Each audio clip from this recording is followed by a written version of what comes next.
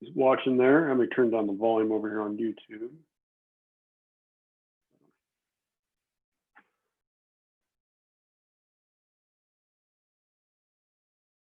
I was thinking about looking at the Sicilian today. Oh, we still have another minute before we even get started.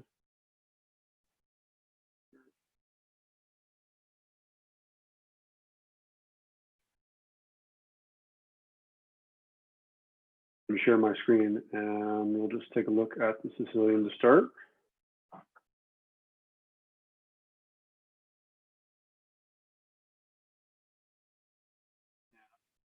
Comments there on YouTube as well as Zoom.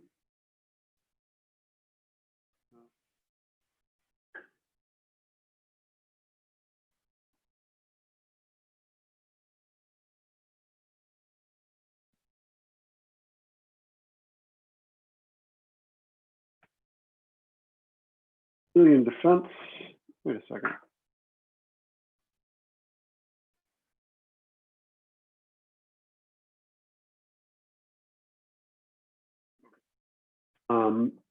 Looking at the Sicilian defense and mainly the dragon was the plan today. But depending on comments, we can change and look at tactics, or we could look at checkmates. But unless I hear otherwise, I will just go with the Sicilian defense.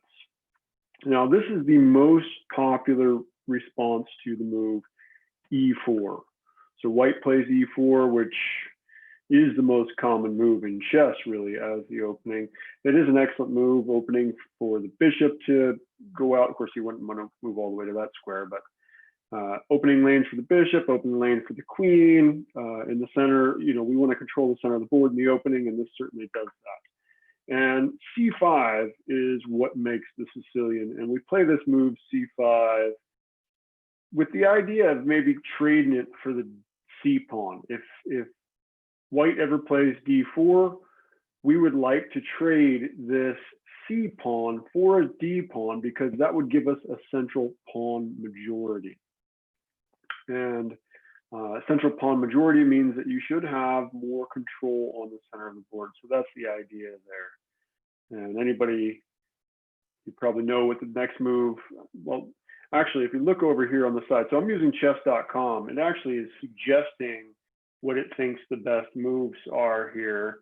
Saying knight c3 it likes best, but that's not the most common move. Actually, knight f3 is usually what's played. And it's a very solid move. Again, attacking central squares, which that's what we're trying to do. We want to develop our pieces efficiently, like knights and bishops. We want to get them out there efficiently and control the center of the board, and this does that. Now, mainline Sicilian from here is the move d6. D6 is mainline Sicilian, and it's one of the top moves suggested over there. Magnus Carlsen really likes the move knight to c6, which I play that quite a bit. The only issue with the knight to c6 move is there's a really sharp line called the Rossolimo. So if we play knight to c6, let's just go ahead and play it. Then this is called the Rossolimo.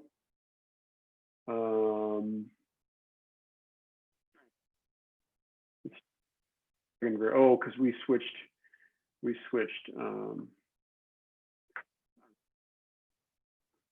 So in chess.com, if you ever want to look at this analysis board, it's completely free. You just go to learn. Anything?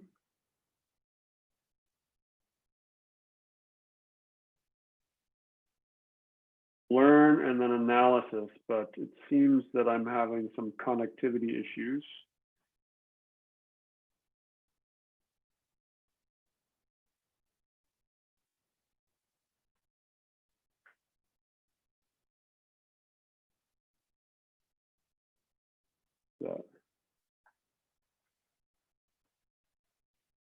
So to learn, analysis, from there, we can go ahead and play our opening. Now, I want to look at it from Black's perspective, so I'm going to flip the board. And again, E4 is the first move in the that enables us to go ahead and play the Sicilian defense.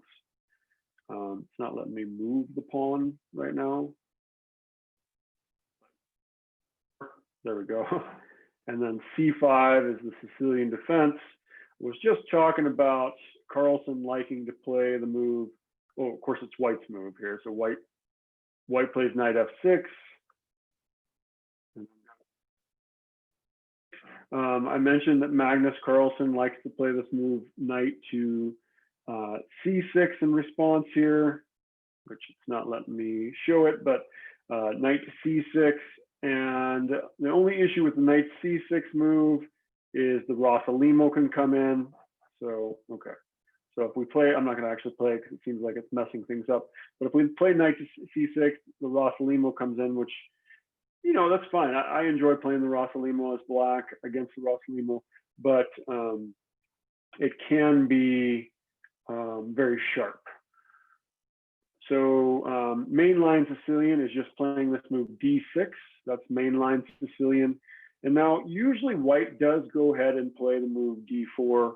You can actually see over here again, it's saying that the top move is D4. The strongest move for White is D4. And I think the reason D4 is such a good move is it does open up lanes for both bishops. Now both bishops can get active. Again, we don't want to move all the way over there, of course, but you know, you're making lines for the bishops to get out. You're opening up the center of the board.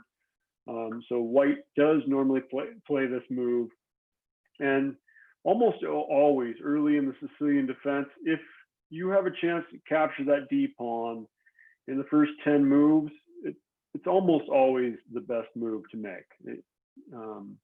They usually do want to capture that. And now after White captures back, now Black has a 2-to-1 pawn majority in the center of the board. And this is part of the reason the Sicilian defense fares so well in play.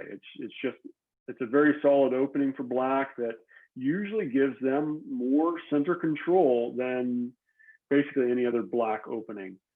Black usually has somewhat of a disadvantage.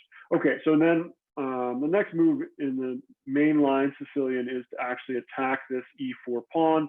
You know, we're trying to attack the center of the board. We're trying to develop our pieces efficiently. And so attacking this pawn is normally what's played. And then, you know, there's different ways you can defend that pawn, but the strongest way, as recommended by the computer here as well, is knight to C3. You're developing a piece and you're defending, okay? And this is where the three lines of the Sicilian defense diverge, okay? If we play A6, kind of a surprising opening move, actually, because in openings, we're trying to control the center of the board. We're trying to develop our pieces.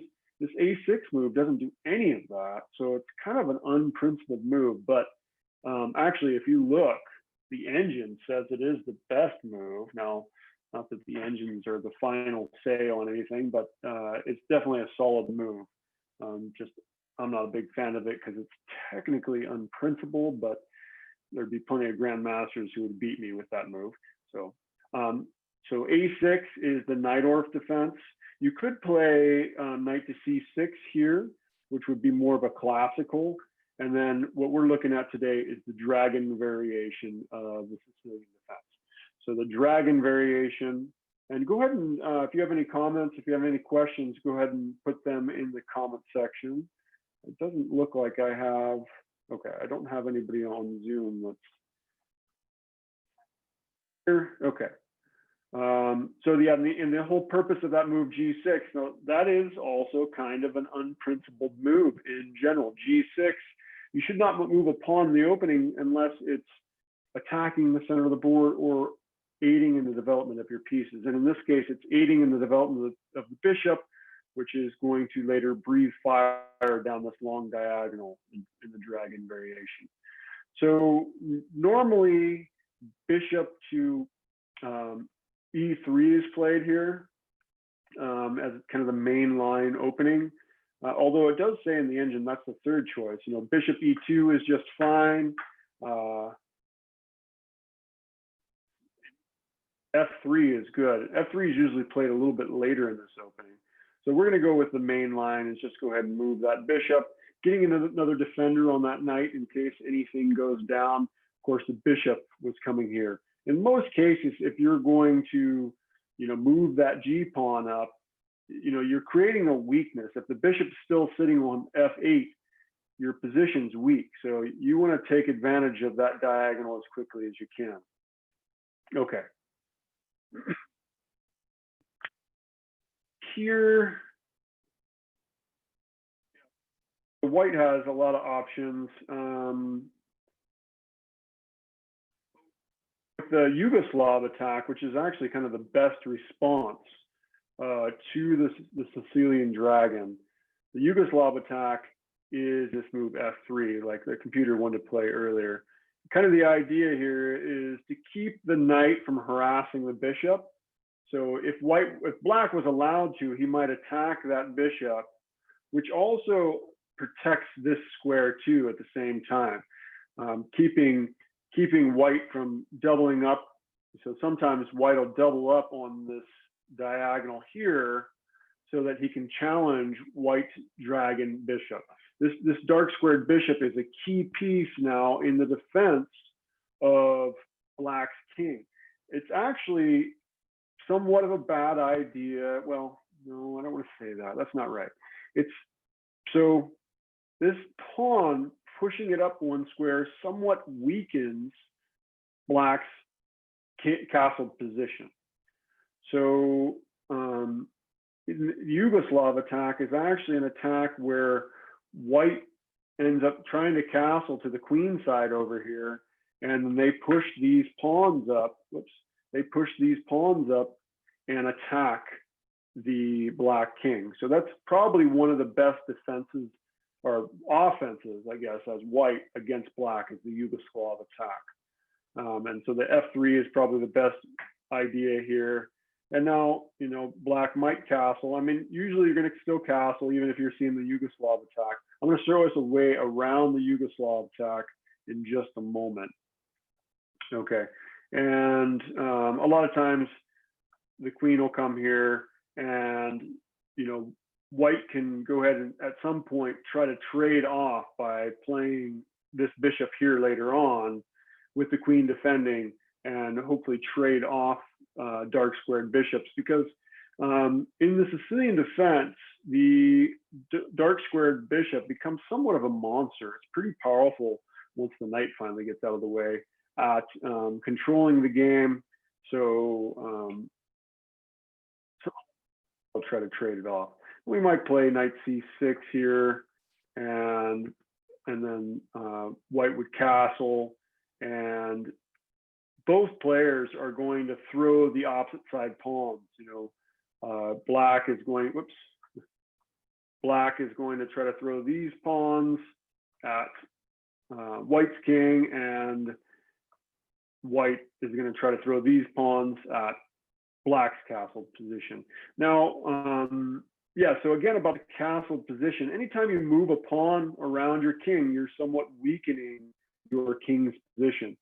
So the Yugoslav attack looks to take advantage of the little bit of a handle that is left here by pushing this pawn. It's a little bit easier to get at the king. So there's another variation we can run. So again, this is chess.com, and anybody can sign up. You don't have to, I think you do need an email, but you don't have to pay anything. But I'm just on the regular homepage. You'll have this option to go. And analysis brings up this wonderful analysis board that you can use to explore opening ideas. You can even set up pieces. So you can hit setup board, and then you'll have the opportunity to move whatever pieces. You can add pieces to the board if you want. Not actually letting me add any pieces to the board. I don't want to do that anyway.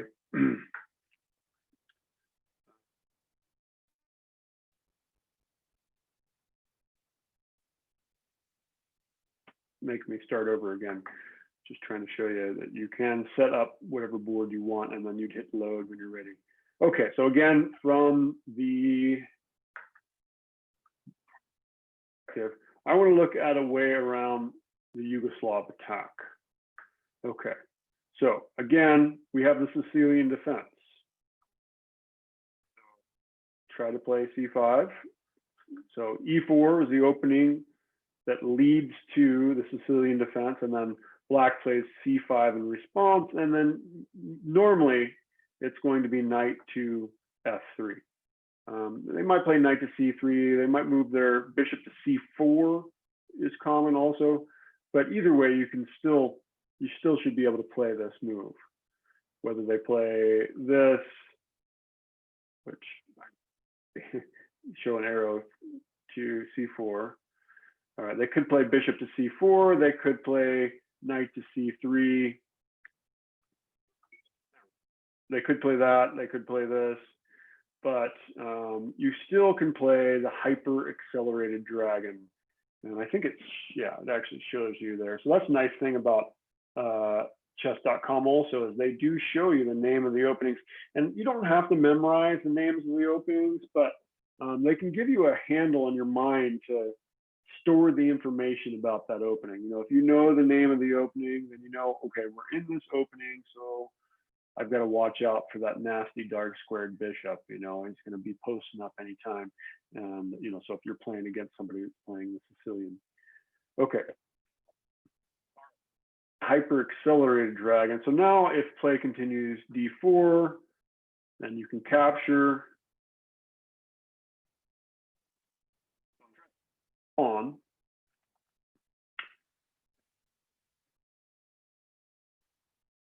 Knight would capture back.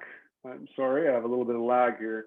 So if they play this, like I said, normally you would move your bishop to G or to G7 first in the regular Sicilian, but in the hyper accelerated, if they capture with the knight, actually probably the best move.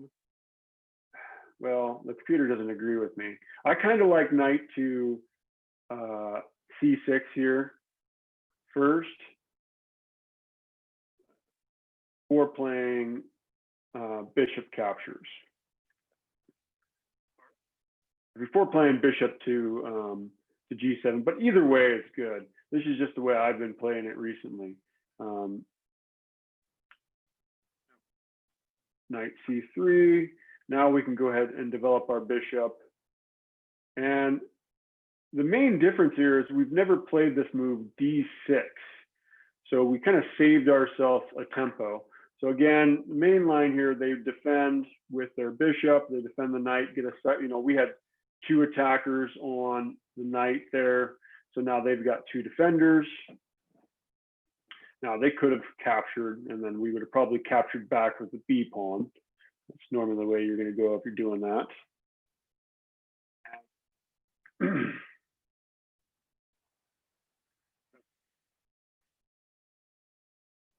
We play knight f6 here. Well, actually, the computer says that's strongest. So again, you want to develop your pieces efficiently. You want to get your knights and bishops involved in the game as efficiently as you can. Each move kind of accomplish a goal. So knight f6 puts pressure on the center of the board and also develops a piece. So I don't know. So we could play knight takes c6 or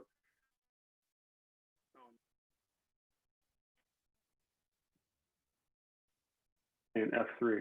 Okay, well, f3 again is kind of going down the Yugoslav line, so kind of interesting. And this is where I think we kind of benefit by our move order over the mainline Sicilian, or at least it seems like we often do, because we didn't play this move d6 earlier, which normally in this position, that move would already be played and it'd be white's move again. So often in this position, d5 is played, and we can actually go ahead and wait a second. Yeah, so we can actually go ahead and play d5 now and attack the center of the board and save ourselves a bit of a tempo. So that's what I like to do instead. And now if they capture back, we can go ahead and capture. You know, we're attacking their bishop, they're attacking our knight. They could just go ahead and capture. Knight. We capture back. Come on.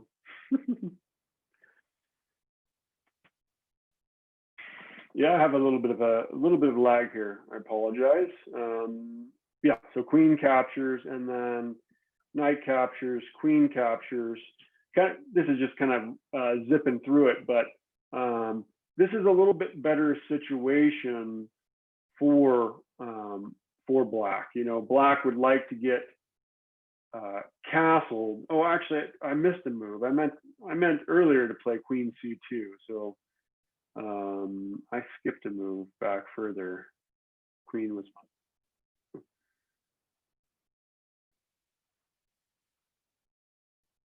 You know, we could develop our bishop somewhere in here. Probably here is best. And it's a pretty dangerous situation for both sides, having neither side castling yet. But this variation seems to give a little more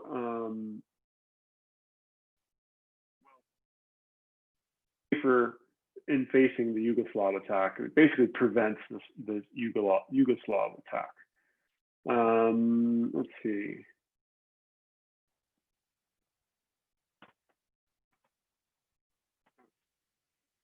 Do this to kind of blunt the attack of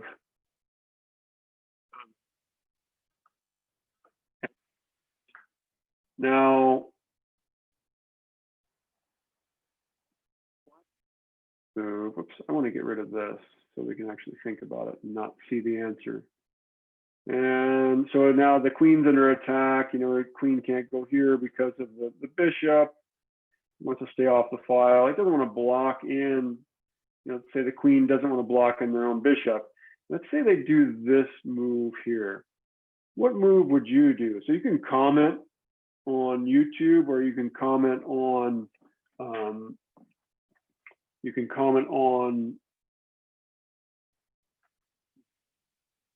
I'll bring up the chat again.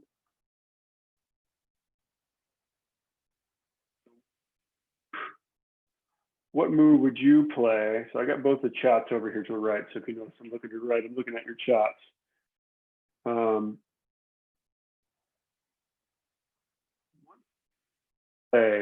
To take advantage of this situation. So there's a mistake here. We can play a tactical move. What move does white play to take advantage of the position? Notice that this rook on A8, or excuse me, A1, the rook on A1 is undefended, which is important. What move do we make here?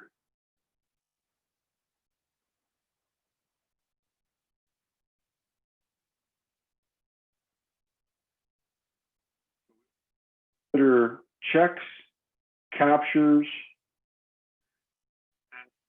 loose and semi-loose pieces. So you always want to look for every possible checking move that you can see on the board.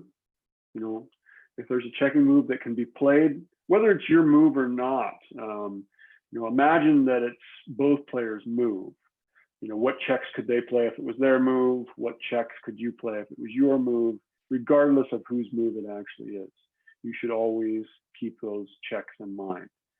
And then captures, just any capturing move that can be played, you have to imagine what the consequences of those moves are. And don't just say, well, if I capture this piece, they're going to capture me back and that's it.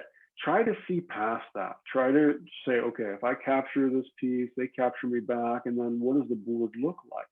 You need to go there, okay? So checks, captures, and then loose and semi-loose pieces. So loose piece is like this rook here. We don't really have any semi-loose pieces in this current position. So still waiting on any answer for, if you know what move would you play as black here is what we're looking for. Okay. So semi-loose piece would be, well, yeah. The semi-loose piece is actually the one that is of interest here, come to think of it. That's loose. We want to be thinking about checks, as I've mentioned. We want to be thinking about captures. And one of the captures involves what is called a semi-loose piece. And a semi-loose piece is a piece that is attacked and defended the same number of times. So whether that's attacked once and defended once, or attacked twice and defended twice, or attacked thrice and defended thrice. That's 3 times.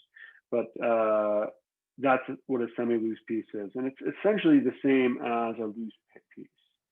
And here, the semi-loose piece is actually this pawn on C3. That is a semi-loose piece because it is attacked by the queen and defended by the pawn. So that's the definition of a semi-loose piece.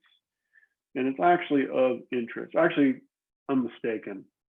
It's not semi-loose. Tactic is even more interesting. It's actually attacked twice and defended only once. So that's why this really works out. And so we can actually play the move bishop captures C3 check. You know, what are they going to do? They've got to get out of check here. But I don't think they can even play that move. That's a disaster as the rook comes. Oh no, the rook can't come down. Never mind. Play that. And if they capture back, then they're going to lose their rook. It's probably too dangerous.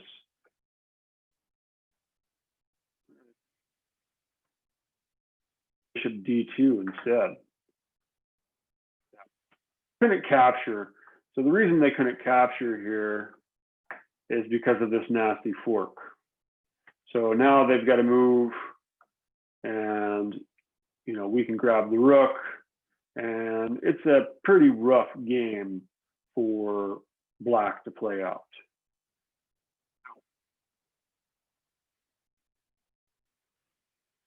Is the Sicilian defense.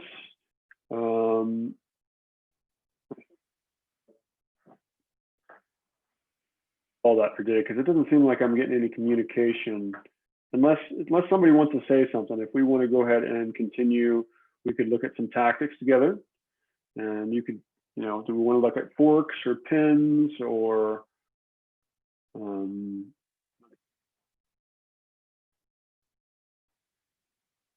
move checkmates? Comment if you like. Maybe we'll take a look at one here, and while I'm waiting, we'll just head that direction.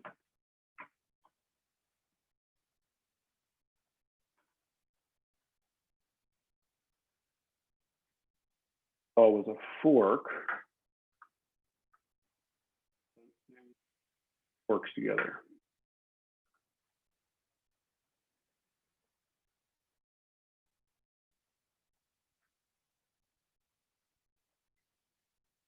You move one piece and attacks 2 or more pieces at the same time.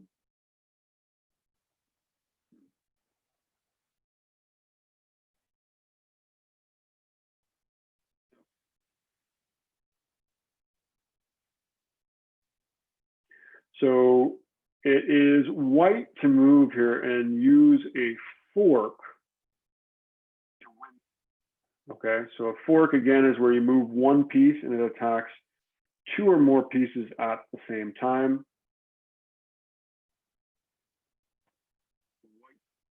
So remember again that we want to be always considering, do I have that up here? Let me move this down. We always want to consider checks. I always say that I wish I had a t-shirt that just said always, always consider every check. Consider checks, captures, loose and semi-loose pieces. So I have just loose pieces on there, but as I mentioned, a semi-loose piece is a piece that is defended the same number of times. And that's not the issue here. Here we have a semi-loose piece. So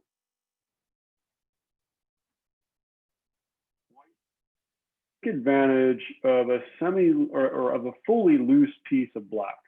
Black has a piece that is completely undefended here. And those of you that are on there live right now, you can just type the move that you would like me to play.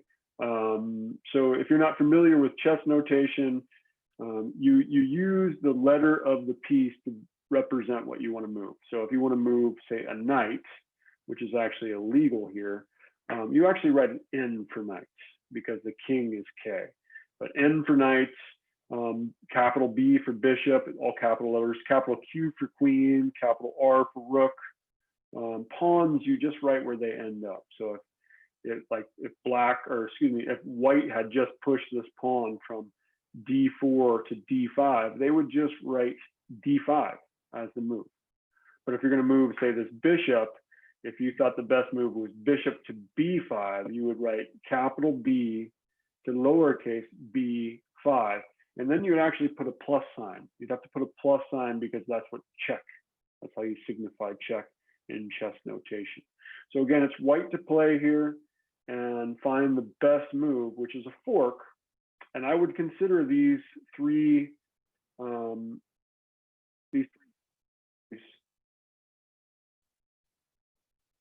loose pieces also includes semi-loose pieces.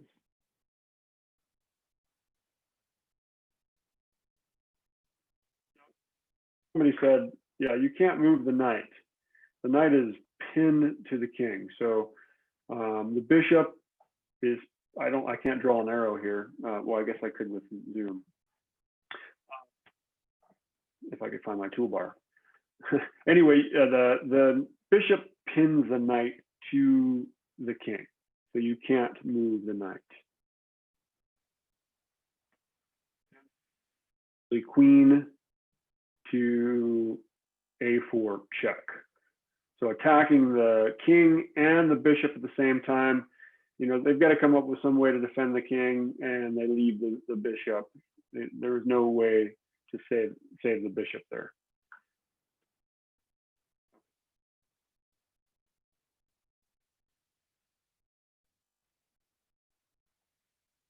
Here, and use a fork. So again, we've always want to consider these three things here. Anytime you are neglecting to consider checking moves, you're not playing good chess.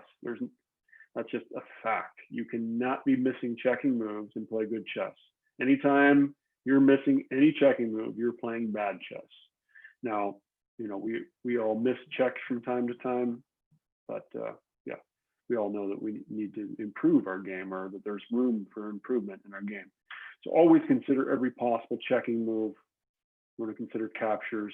And like I said, it's our move is white, but you, in this position, you better consider black's moves, black's checking moves before you come up with any move. So go ahead and take your time and think about it. So yeah, it is white to play, as it says there, and win material using a fork. And again, forks are where you move one piece and attack two or more pieces at the same time.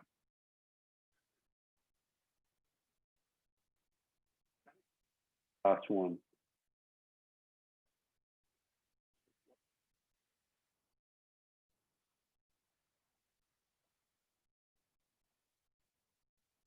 Here. Of loose pieces. So that's of interest here.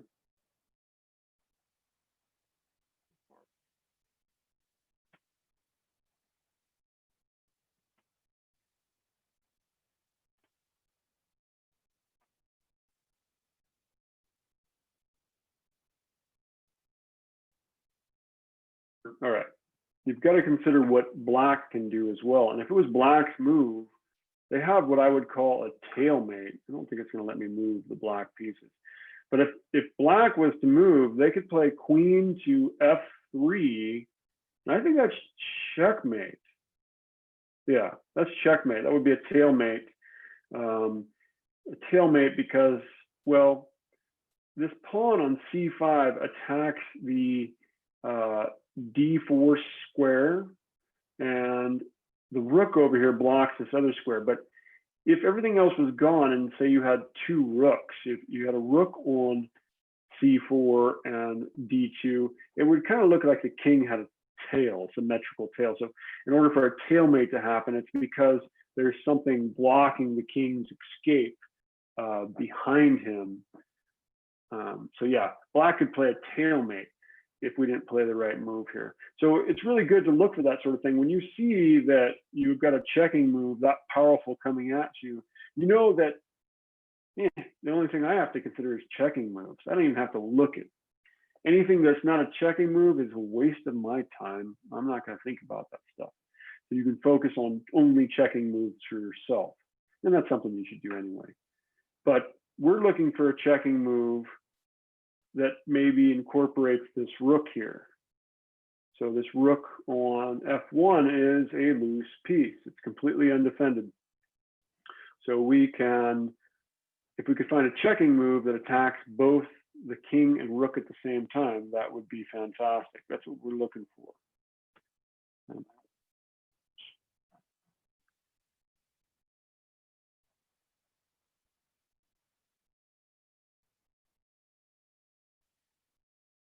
There's actually not queen to h8. That is a checking move. We do want to consider every possible check. I think that was the only other check though, right? Well, so there's that one, or well, you could also check here on g8. Like I said, you want to consider every possible check. Sometimes crazy moves like this end up putting the king in just the wrong position where he can be checkmated. But in this case, it's actually this move here, queen to d3 check. And now we're attacking that rook at the same time, which prevents that checkmate that was coming. And now we're completely winning this game. So yeah. All right. Well, thank you. I'm pointing over here because that's where my chat window is and stuff. But thank you very much for joining me today. I'm going to go ahead and call this session to an end. We'll be next week. I think I'm going to go ahead and just make it Thursdays for a while at the same time. Thursdays at 8 Eastern Standard Time. What is that? GMT -4? Is that GMT -4? I think so. Normally I'm on Pacific Standard Time, which is GMT -7. So have a great week. Thank you.